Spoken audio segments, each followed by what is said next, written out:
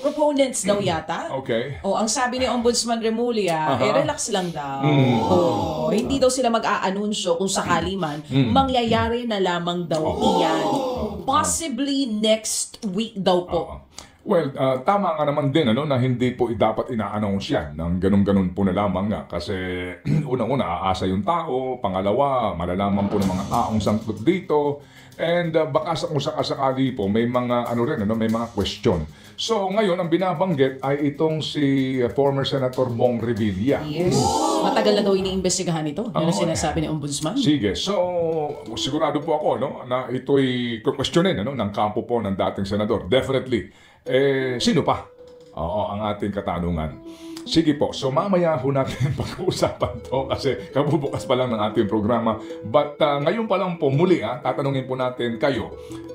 Kung kayo po sumusubaybay sa isyong ito, hindi ba ho ninyo hinahanap yung mga pangalan kagaya ng Try, Give, Olay, VAR? Parang wala pa rin nababanggit, no ha? Yung Maynard mo nabanggit ng ICI pero for further investigation pa. Pero yung Try Give hanggang ngayon po wala pa rin pong mga sinasabi. Kasi kung ang pagbabasihan natin ay yung affidavit po ni Roberto Bernardo para sabihin na ito yung basis din para sampahan ng kaso ang ilang mga proponents o dating senador, ang tanong nga is ano na ang nangyayari dito sa mga ilang pang binanggit niya. So hihintayin po natin ito. Baka naman nga sabi, relax lang daw ho kayo. Okay? Ngayon, kung sakasakali kasi na, totoo na meron silang mga ipakulong, bago magpasko. So, sigurado ako dito, ipapangalandakan ng presidente na, ayan, nakita nyo na, meron tayong tinupad natin ang ating, para bagang nag-uusap-usap sila, di ba? Alam mo yun? Parang nagkakasundo sila na i-anunsyo ko ito, gawin mo ito. Alright, ngayon mga kapatid, kung sakasakali man, yun na ba ang endgame? Sa palagay po ba ninyo? No. Yun na ba ang endgame? No, malayo pa sa endgame yun. Malayo pa. Oo. Sige. Marami kaming gusto makita sa kulungan. Yung mga umuubo Sige, na sabihin mo pangalan. kung sino-sino. Baka mauna ako makulong pag sinabi ko isa-isa yan. Hindi ba? Alam mo naman dito, ang due process para lang talaga sa mga nakatataas. Okay. Yung mga bandang tayo nasa baba, ay malabo ang due process sa atin. Dadalawin ka namin ni Aaron. Wala tayong privilege speech dito, partner. Kalma lang. Pero marami akong gusto makita sa kulungan. And I'm sure hindi na gusto makita sa kulungan ng mga kapatid natin. Sino? Ito lang sa akin, bago tayo tumuhay po sa ilang pang napaka-importante isyong pambayan, ito lang ang sa akin. Mawalang galang lang po, dito ho sa mga, alam po naman din natin kung kasakpanig nila, yung kanyang pamilya, mga anak, asawa, malulungkot at malulungkot kung ang kanilang padre at pamilya makukulong. Okay lang to. Makukulong saan? Kasi, ano ba ang tawag sa kulungan ng mga babae? Correctional Institute for Women. Ano ba ang pangasiwaan sa New Bilibid Prison? Bureau of Corrections. Tama? Okay.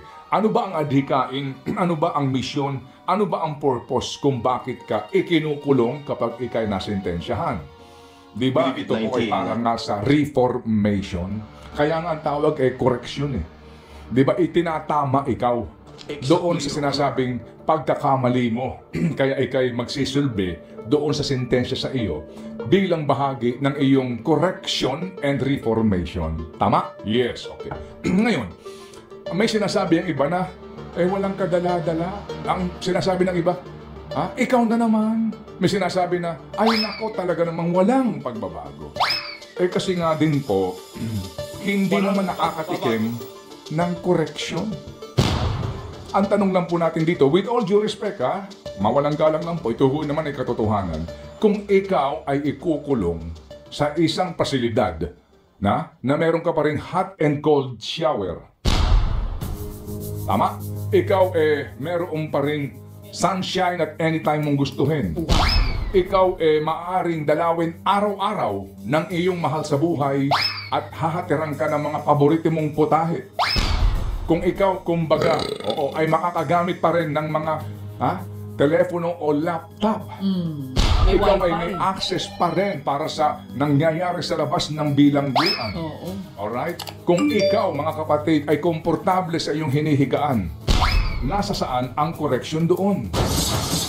With all due respect. Ha? Kasi itong mga nakakulong ngayon na mga nandidiampot walang piyansa, saan nakakulong? Sa regular jail facility.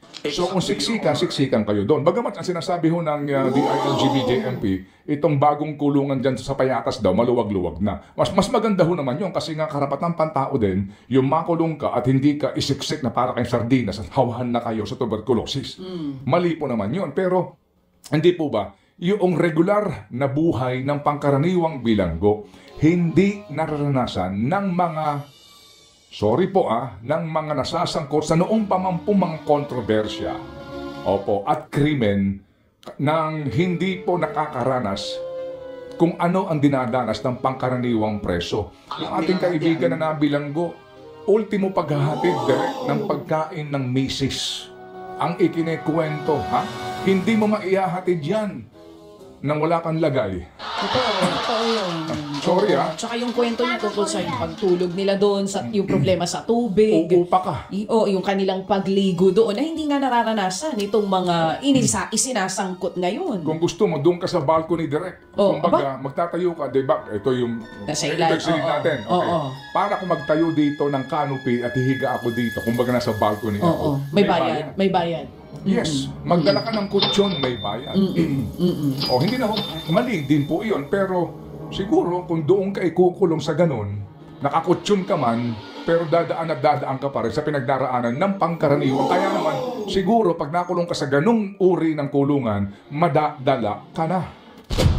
Kasi yung mga drug lord sa Bilibid, hindi ho ba kahit na nasa Bilibid gumagawa pa rin ng krimen? May sariling chef May sariling chef. May chef sila sa loob. At Michelin pa yata yung chef Nakakapag-party-party pa nga.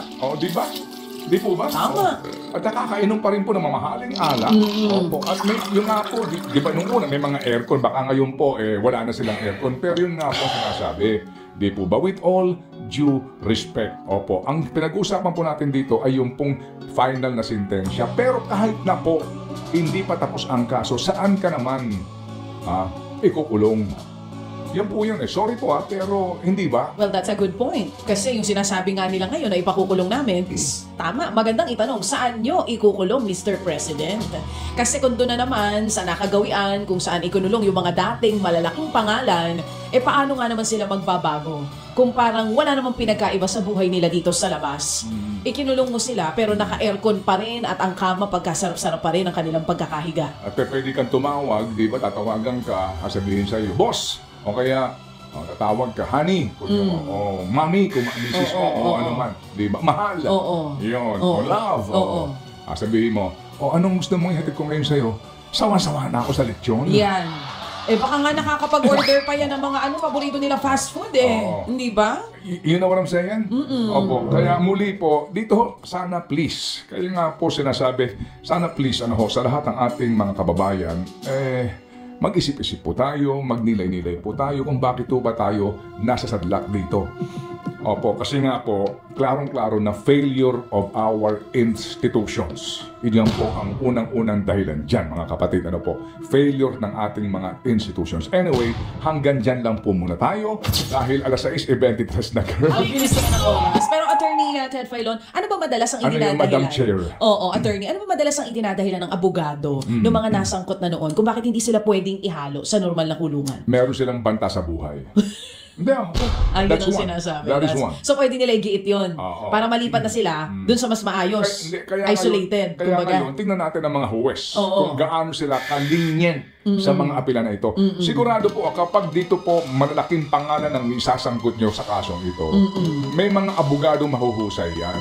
And definitely po kapag naglabas ng arrest warrant yan, ang unang ihahain yan ay to quash the arrest warrant. Meaning kawalang bisa yan. Dahil sa hindi matibay na ebidensya. Pag hindi pinagbigyan niya ng husgado ng Sandigan Bayan, pupunta yan ng Supreme Court. Kaya dito rin po naman napaka-importante na masinsin, masinop, at matibay ang mga ebidensya ihahain. Hindi yung hain ka lang ng hain. And then eventually po, madidismiss. Dahil nga po sa kababawan po ng ebidensya. Yan din po naman po ang downside niya pag nagmamadali ka.